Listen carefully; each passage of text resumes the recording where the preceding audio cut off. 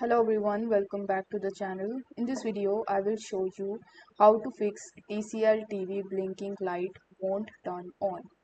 So in order to fix this issue, you can try some of these methods and there is high chance that you're gonna fix this issue.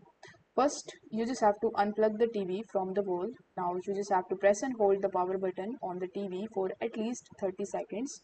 This helps drain any residual power in the system. After that, you just have to plug it back in and give it a try. Second thing you can try is you can simply check the remote. So sometimes it's not the TV but the remote causing the issues. So you just have to try changing the batteries or use the power button directly on the TV. If neither of those worked, then you might need to reset your TV.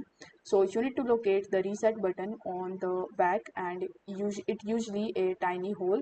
So you just have to simply press and hold it with a paper clip for about 15 seconds and this will factory reset your TCL TV, and you just have to simply check whether this problem is fixed or not.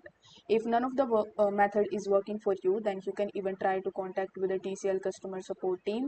So you just have to simply type in the search bar of any of the browsers that you are using the TCL support, and here you will be able to see their contact number, so you can directly contact them and ask for the solution.